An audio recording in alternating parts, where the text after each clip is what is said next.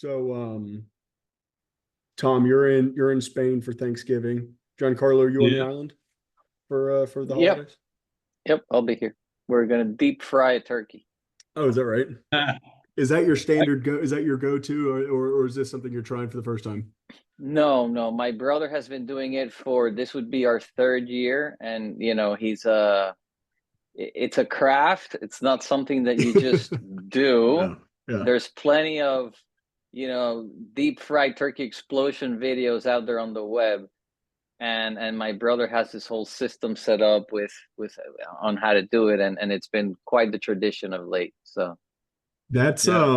That's impressive. I happen to think that's my favorite preparation, but I've never had the appropriate setup to or guts, I think is probably setup I could figure out. The guts, I think I'd need a good mentor. It's quite the effort. I mean, the oil, the setup, you need to have the temperature monitoring, how to get it down, how to get it out, and then clean up. It's a logistic. You also need, Yeah. my brother sets up this handlebar to put it down slowly and then to bring it back up. You don't just dump it in. It has, there's a science to it. It sounds Yeah. like he's a pro. My brother No, has become quite the chef. no water. Get as much water off the bird as you can. Yeah. Tom, do you do a turkey? Not in Spain, not for a few years. I got a couple of turkey breasts about 3 years ago and had like a little Thanksgiving for some Spanish and British friends with actually there was one other American here.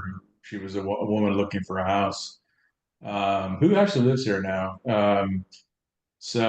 I don't know. I mean, it's one of those things that I talk about, but I'm not quite sure I'll do anything specifically. I mean, I'll ask around, see if any of the Americans want to do anything. But there's only a small group here, so we might just ignore it, or maybe we'll all end up in the same restaurant or something and see if they can't do some pavo.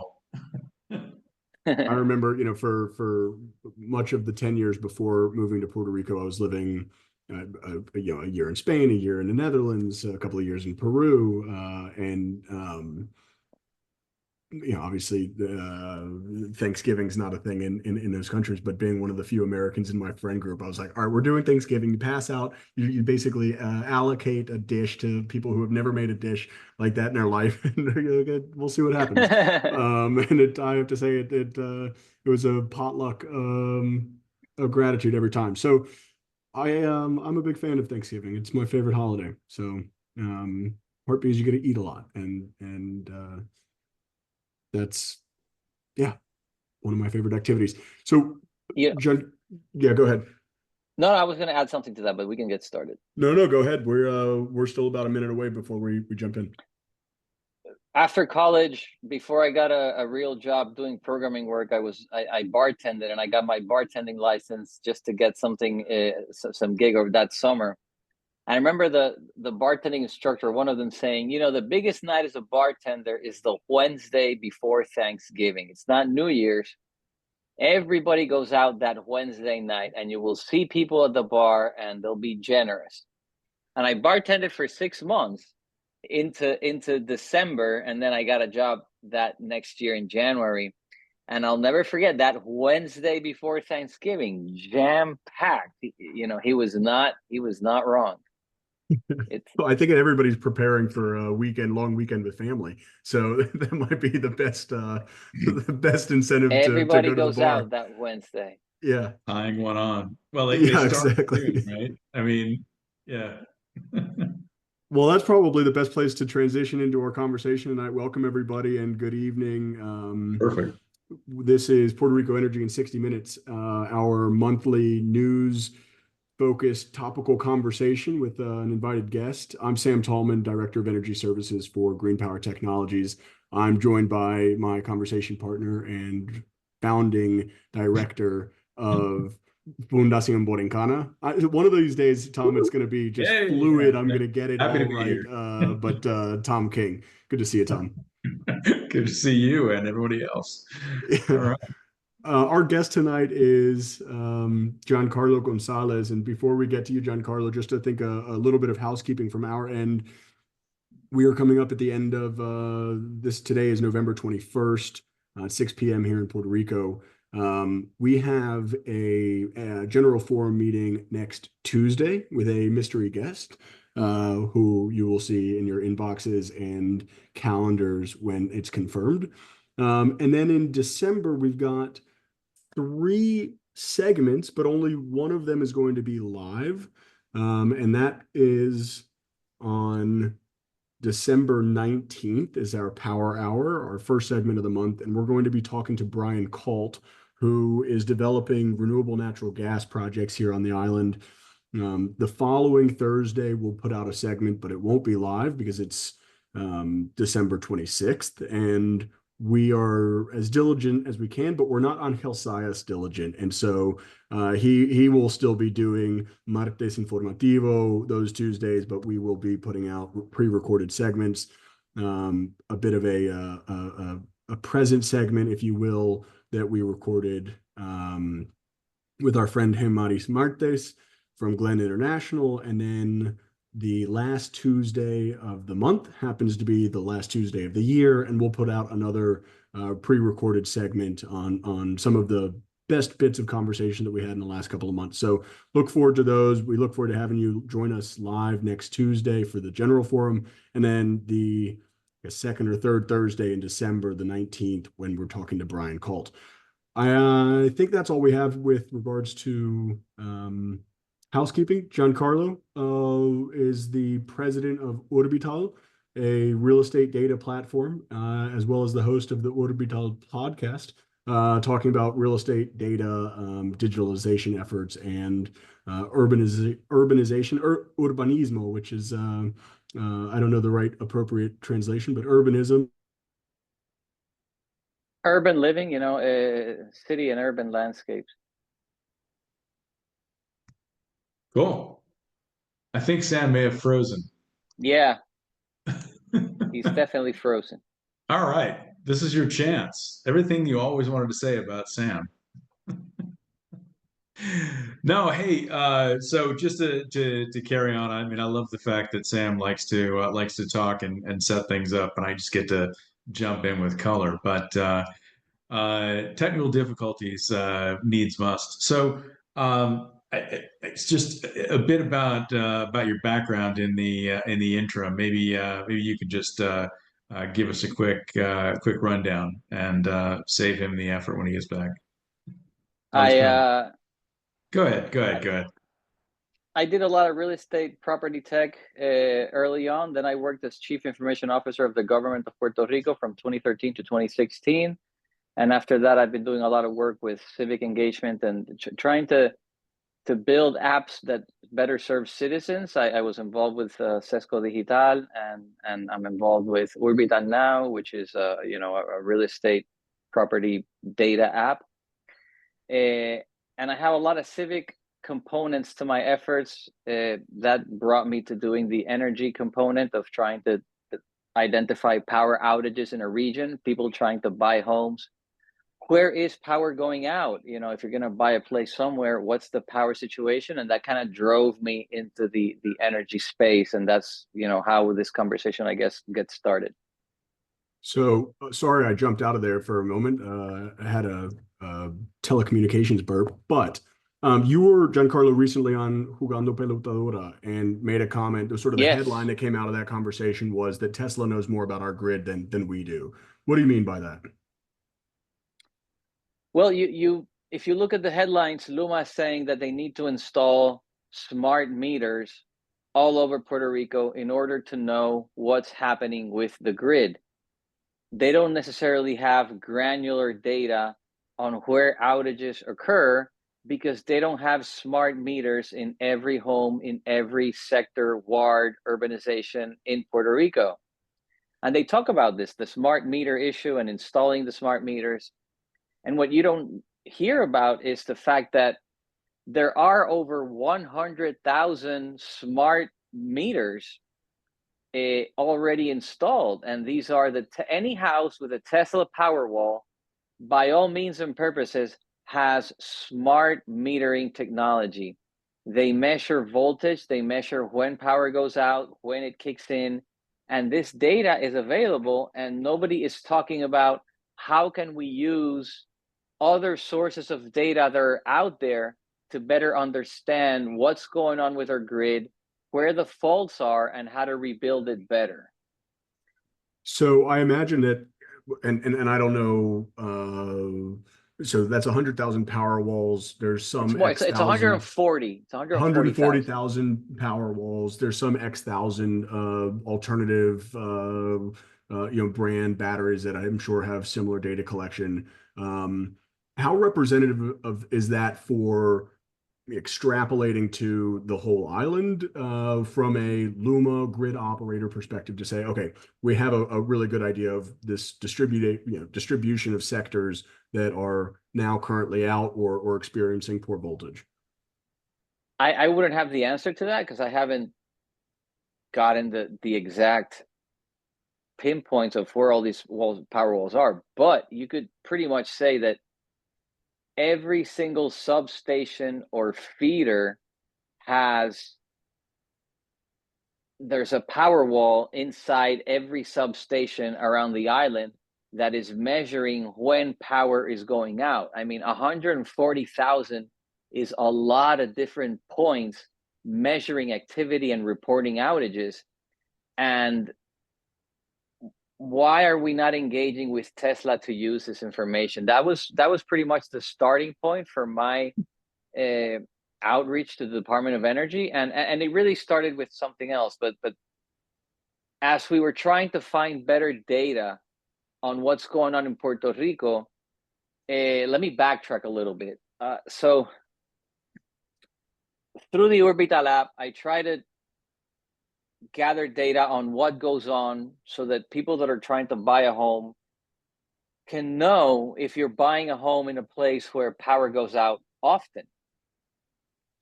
And what we started doing was we started crawling and storing the Luma website. They have a page where they report power outages, and it's just a static website that's updated every 5 minutes, and it just has a list of these are the places that don't have power. So we created a script that crawls this page, and every hour I crawl that page and I look at what they're reporting that has no power, and I store it in a database. And I did that 3 years ago, and I pretty much set it and forget it. But it started accumulating data. And a year later, when I was trying to then overlay on my Orbital app the data, the energy data, I found that I have a lot of historic data on outage reports by sector, by urbanización, by neighborhood. And then I started to pair that with my app so that I could tell you, oh, if you live in Santa Maria, if you live in Los Frailes, if you live in Villa Carolina, this is how often Luma has reported that power has been out in that neighborhood for the past year. As we did that, we did a report because we found a lot of incongruencies with the data. We found a lot of repetitive names, and it took us a while to normalize this. I had data scientists working voluntarily on this effort, and we did a report on it. And that report we published on the web and on my LinkedIn profile. And I happen to be friends with this very respected person. Her name is Denise Ross. She's the chief data scientist at the White House. And she read the report and she said, Giancarlo, I love what you're doing with outage data in Puerto Rico. I happen to have spearheaded this effort with the Department of Energy, and they're funding this initiative called the Outage Data Initiative. And they're looking to standardize how utility services provider report power outages. And they have this agreement, and there's over 3,000 utility services providers in the US, and they all report data differently. And what they're trying to do is to standardize how you're going to report an outage and that it's been fixed, and have better data all over the US on energy outages. And they engaged with me, and they engaged with Luma. And Luma signed on to the agreement. They said, you know what? Okay, we're going to sign off on this. But after they signed 2 years ago, they said it's going to take us about 2 or 3 years to be able to comply with what you're saying. And we looked at each other and we were like, you know, if they really had the proper team, they could probably comply in 6 months, but maybe they don't have the capabilities. And it's been 2 years. As this time goes by, I'm talking with ODI and we're saying, you know, can we find other data sources to help understand what's going on in Puerto Rico? And that's when we started getting creative, and they started talking about other sources. For example, cable modems. Every cable modem from Liberty is connected to a power source. And if power goes out, the cable modem still has some power. Eventually it goes out, but do cable services, internet services provider have information on outages? We thought about other providers like Enphase. They have these inverter systems in the solar panels to determine the capacity of the panels. They also store energy quality data. And then that's how we also got to Tesla. What are other sources that are out there that we could use? And it comes out of the necessity of trying to find better information on outages, because what Luma's reporting out there is not very accurate, and they've been slow to adopt, you know, better technology and to open up about it and be transparent with it. And that's how this whole effort kind of got started. Why is that? Is that because and I'm just speculating here, is that because Tesla says this is our data and it's proprietary and we don't want to open it up, and same thing with Liberty and Claro, or is that Well, I don't think more anybody, barrier from no, you know, Luma side? nobody has, well, from Luma's side, Luma has data that they could be more open about, and they could be reporting better and have a better team. From the side of other providers, I don't think nobody else has realized in the US, power outages aren't as frequent, and it's not as big a problem as it is in Puerto Rico. So nobody's out there thinking, what data sources do we have to improve this? In Puerto Rico, since it's a problem, you know, necessity creates the need for people to find solutions. We decided to engage Tesla, and Tesla was actually thrilled. They were like, oh, great, you're asking for this. Yes, maybe we can work on this. The initiative was so appealing to them that they decided, well, we would sign an NDA with the DOE, and let's see if we can provide this nationwide, with Puerto Rico being the pilot project of a bigger project where we can provide information on energy data for the US. And it really then took a life of its own. There's NDAs being signed by the DOE, by the Oak Ridge Lab, to see where Tesla can go with this. The issue, I guess the main issue for Puerto Rico would be that Tesla will say, you know, I can't release personal identifiable information. I need to protect data of my clients, so I'm not going to release information on specific homes and what's going on. And then we started talking about what level of granularity are you going to be able to provide. We started talking about feeder level data. We started talking about census blocks. I think the zip code is way too generic. No. Correct. And that's where the conversation started going. Yeah. But to a more private level, like if I'm the head of the power authority, if I'm the head of Luma, if I am the representative of the consumer at the board, which is the position that I was trying to get, can we sign an NDA with Tesla and say, okay, we're not going to make your data open to the public, but can you provide us your granular data for internal purposes, for us to then use this to rebuild a better grid? And those are conversations that our leaders should be having, and they aren't. Yeah. And that's a capability that we need to have that is not being discussed. Just to be the devil's advocate. I love the thinking, and I love finding other source of data. But somebody's going to have to be willing to pay Tesla something, right? Because it's actually Well, right. Tesla sees the money here. The money for Tesla is having a deal with the EOE nationwide. I mean, Maybe, yeah. they get plenty of funding from. There would be plenty of federal funds if they open up this on a mass Yeah. scale. The difference, I think, I mean, in some ways, it's much easier for them to do this in other jurisdictions. Puerto Rico has, as you well know, a huge problem with sharing information. It's like built into the genetic code of the government. Yeah, but But it has nothing to do with Puerto Rico. It would be the agreement was between Tesla and the DOE, yeah, and then they were determining at what level, and that's where it's at. yeah, Then the elections happened, and maybe there's going to be changes. So yeah. I haven't gotten an update on what's going to happen with the idea. Yeah, But it would. I mean, it's got to be useful, right? I mean, and they can't. And they're right. I mean, they can't release individual data about outages at individual locations. Maybe with the consent, but then you got to go through the whole consent process in order to do that.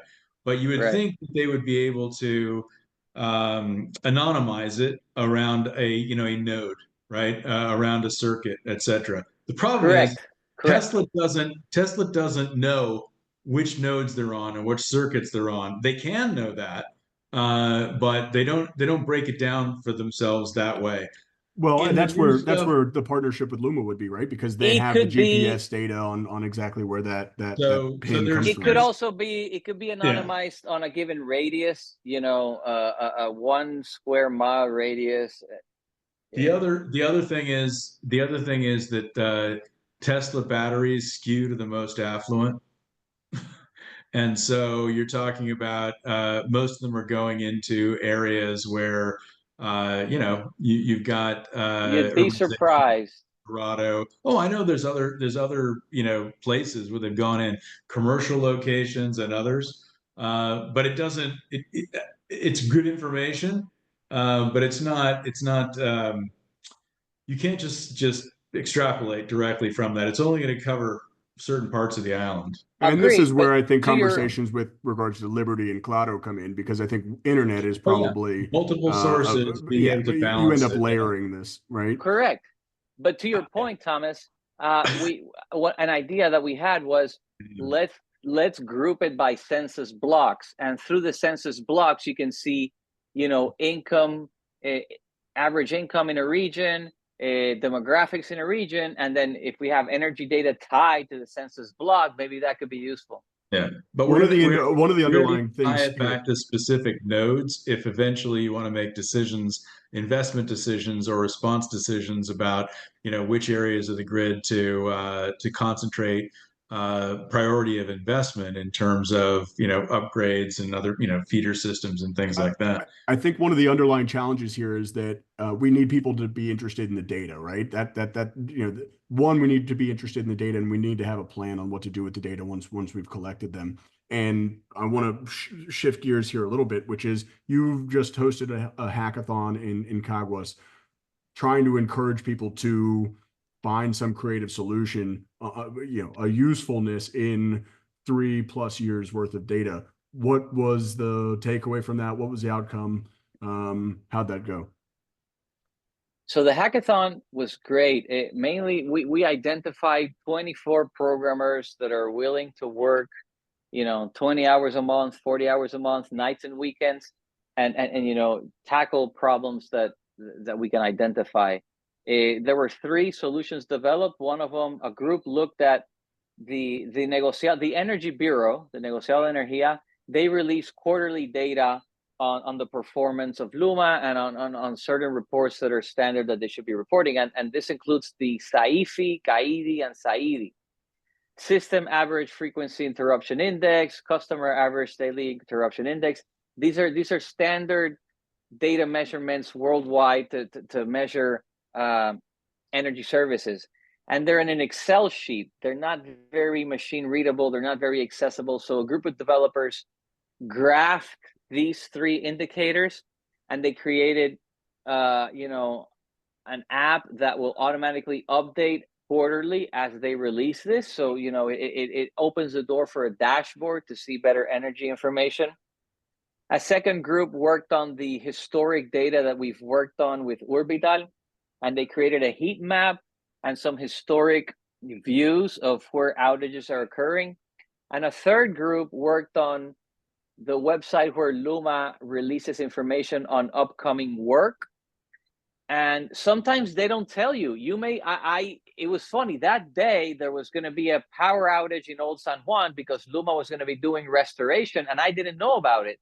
And my wife was at home, and we lost power, and this developer is telling me, oh yeah, there's not going to be power. They're doing a repair. So there's a website where they announce the repairs. Nobody really follows it. You need to follow the mayor's Facebook page of the town where you live to be informed of what's going on. And what this guy was trying to do is just register your zip code. And if Luma reports a repair on your zip code, you'll be sent a text message and be alerted. So those were the three different three projects that were worked on. And now we're looking at, where can we go with this? Yeah. Look, all of my utilities do that already, right? I mean, if the power is going out, if there's work, I get an email saying power is going out, we're doing work on such and such. Basic stuff. Basic. Well, it's basic. I mean, we say it's basic stuff, but to be honest, I mean, it's only been basic stuff in New York for like 15 years. Before that, it was still, but it should be easy. It's inexpensive, but you got to have the data, right? You got to have it organized in a way like customer data, like into a CRM, and you can identify and sort it by, node or area or whatever it is. I mean, it's basically easy. You spend a lot of money setting it up and maintaining it, but once you got that, the rest of the stuff becomes simple. You have to have the data, and then you have to have the development capability of delivering services to users. And this is not expensive. It's something that should be able to get done. Giancarlo, if there was a data point, that you could have that would fundamentally help you understand the energy system in Puerto Rico, what would it be? I mean, I think the most important data point is, where does power go out, as granular as possible, and then if you have when it goes out and then when it's back on, to the house, not at the feeder level, at the house, and then tie each of those outages to its respective feeder, and then tie that to the neighborhood or to the ward or the sector. Then you can properly see where are the most outages occurring, and then is that a substation issue? Is that a circuit issue? Is that a data flow issue? What's the problem? I'm not an energy expert by any means. I am a data geek, and I love working with data. But what other people tell me is, rebuilding our grid cannot be just a top-bottom approach to rebuild what we used to have. We need to rebuild a grid that can be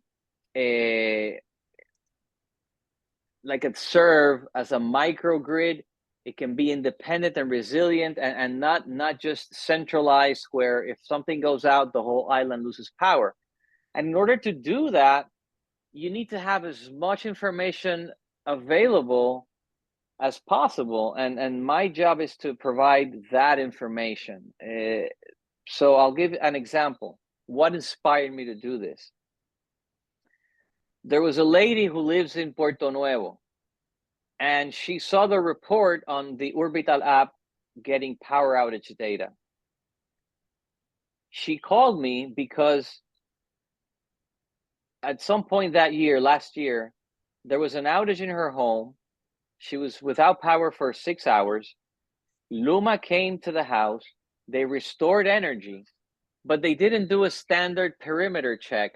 There was a loose cable that electrified a fence. And when she went out of the house and she was going to open up the fence, She received 250 volts of electricity into her arm. It blew her rotator cuff. And, you know, she was in the hospital. She needed surgery. This lady has been through hell.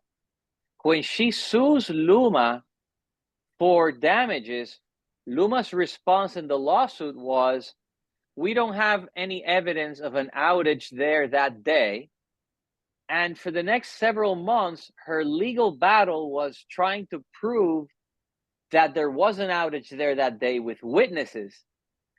And when she saw the report of what I had, my historic data, she reached out and she said, do you happen to have information on what happened in Puerto Nuevo on these dates?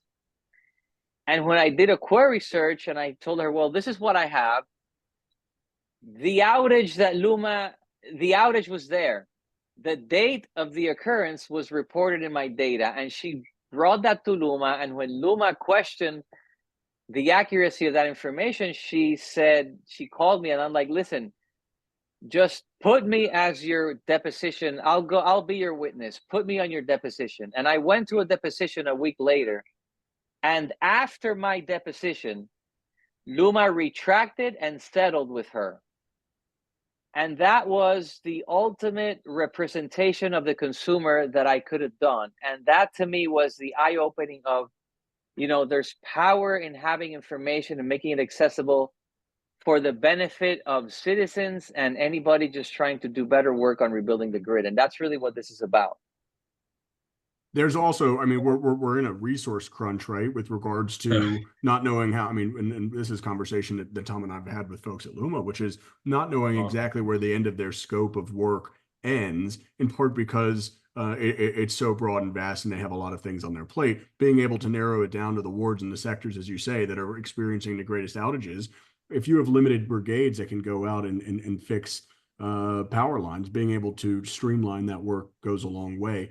I want to talk a little bit about the overlapping data sets of real estate in Puerto Rico and outages. And I'm interested to hear more about the heat map that the team from the hackathon put together. What is, I mean, I'm sort of curious about how do you quantify the impact of the energy challenges on the island for the real estate market?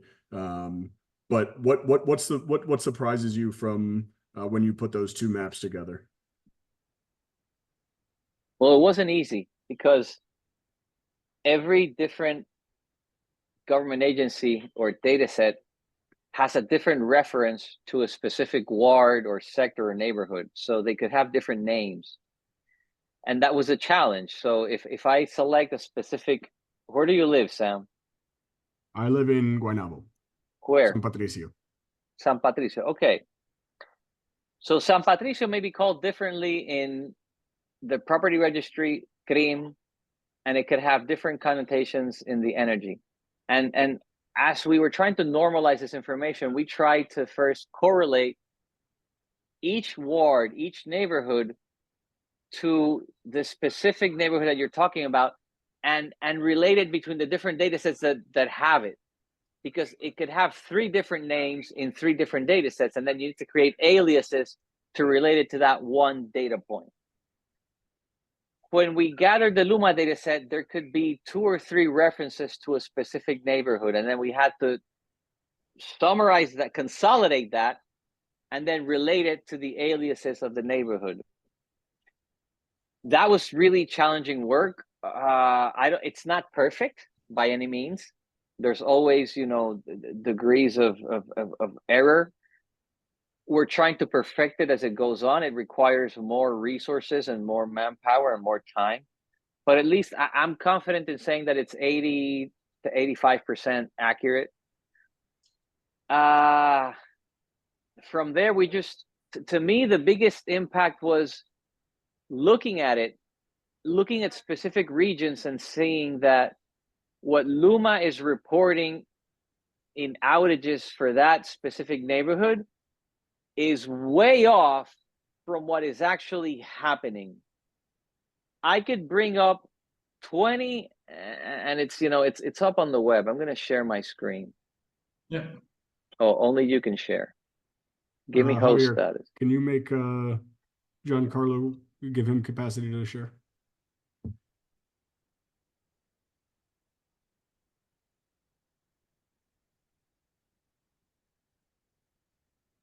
Yeah, I lost that ability when I dropped off the So, call. so Giancarlo is the one that is currently the host. He's the one that can give Giancarlo sharing capacity. Are you So guys? Giancarlo, si le puedes. All right. Estoy en eso. Can you take back the host? Let me see. I'm logged in as a guest actually instead of through. Yeah.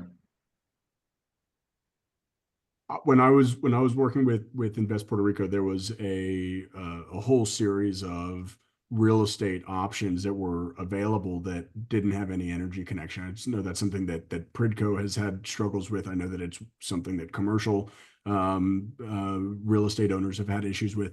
In fact, there's a spot in Torre, not far from a whole bunch of government offices that he has one tenant out of a possible 8 different units, and he's running on a diesel generator 100% of the time because it's the only way that he can guarantee power to his tenant. And that to me is an untenable business model, to say the least, right? And so I don't know how many cases are like that. I don't know how representative that is but I can't imagine he's the only one.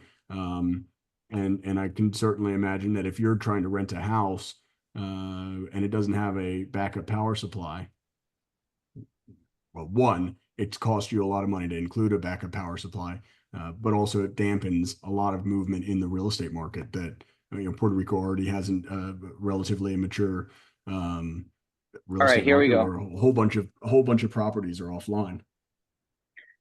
All right, I can share my screen. So what I'm going to show you now, just to give you an idea, this is where that lady that received the energy shock was at. Can you see my screen? Yes, we can. Yeah. Okay, so this is in San Juan. This is Puerto Nuevo, and this Puerto Nuevo, this consolidates every single name of Puerto Nuevo that Luma had in this region, and we consolidated them all. And look at how many outages there are. This is by day and by duration, and you can see how often power goes out, sometimes for 24 hours, for a full day in Puerto Nuevo, all the time. But I could go, let's search, let's do Guaynabo. Those outages are where even one house is out for any period of time in the Yes. region. Yeah, Parque Okay. San Patricio. Yeah. Parque San Patricio. That's you? Yeah, it was the second option there. Parque San Patricio. Sí. Condominio o dos? It's really neither. It sort of sits in between them. Okay, so it would be see. So in this case, for this Parque San Patricio, they don't have any outage data. I can attest to the inaccuracy. And then that's a different spot than where I am. Well, but let's look at, this is part of the problem. So Parque San Patricio, let's check the condominium. Let's check what's being reported there. Not much either. Let's go to. And I can tell you just as anecdotal here that the house next door to me is on a different feeder. And so when we lose power, they typically don't. And when they lose power, we typically don't. So we if there's rolling blackouts or whatever it may be, we tend to alternate evenings. And then this is San Patricio. The most recent outage in San Patricio is in September. And if I'll bet anything that if we have Tesla Powerwall data from this zone, it will show completely different information than what we're seeing here. Yeah. And that was part of what I wanted to do, to correlate that. Yeah, I mean, and again, one house goes out, you're gonna show an outage. But if you've got, if the nice thing about the Tesla data is that if they all show that there's 10 houses there, or 10 businesses and houses, and they all go out, then it's an outage, the way we think about it, rather than line coming undone, or car hitting a pole and something like that. Yeah. Yeah. So there's something you guys, if you like what you've heard and you want to support this, there is something you could do. I am submitting my case for reconsideration to the Supreme Court. They chose not to see it, but we can request reconsideration, and then there would be a completely different panel of judges that would review my reconsideration. And there's something called amigos de la corte, amicus curiate. There's a phrase to this. Maybe there's a lawyer in. It's a amicus brief. So it's friends of the Yes, court. Yeah. friends of the court. Yeah. So if you are interested, I could share you the details on my reconsideration submission, and you can submit an amicus brief in support of why you think that, Giancarlo should be confirmed for that energy board, and that would be helpful. If they don't confirm me, we're gonna have no representation, at least for the next 6 months, and the government is gonna need to find $1 million to open up the process again and run an election process to find a candidate. So we could be without representation for a year, and it's going to cost a lot to find this candidate and do the election. Whereas, if you think I can do a difference, then it's just deciding for me to be there, and I can get to work on it. Giancarlo, where can people find information about that, or do you want to put that in the chat? I can put in the chat. You can find information about my efforts here on my blog, but if you want information about submitting the Friends of the Court document, I would share it with you.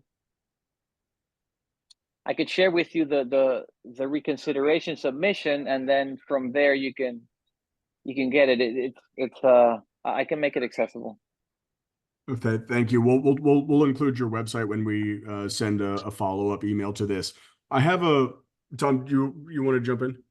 Otherwise, I've got a couple of questions I want to cover. I mean, hopefully there's information there. I don't recall it being required by the legislation that there be an election. There's a selection process, but I really don't have the detail. But somebody does need to be appointed to the board in this role.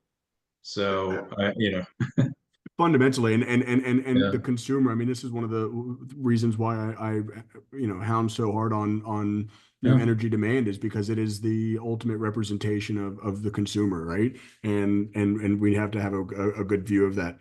Giancarlo, I know that you've got to run, but one more question, given that the fact that your experience in government and in the digitalization innovation office within the government, apart from data, what do we need to do to have more efficient government in Puerto Rico? I mean, I told you I needed to go. You want me to go on for another hour? I mean, it all starts with the people that are appointed to serve, and if the people are knowledgeable in their fields, that's a big step forward. When you appoint people that are learning, or that they don't know what they're doing, and they need at least 6 months to a year to understand what's going on in their specific agency, then you're losing a whole year. So to get government efficiency, it starts with who you surround yourself with and what teams you put in the different agencies to get the work done. That would be my starting point. Well, we're in a moment of nominations, and both local government elect and federal government elect choosing who will be in those roles. So would love to follow up with you once that dust has settled, and we can evaluate how efficient-minded our next governments are going to be. I think we'll leave it there with you, Giancarlo. I appreciate you being a part of Puerto Rico Energy Forum and PRE 60 and your insight here. Thank you, Sam. Thank you for the opportunity, and I look forward to staying in touch. Absolutely. Take care. Thanks, Happy Giancarlo. Thanksgiving. it.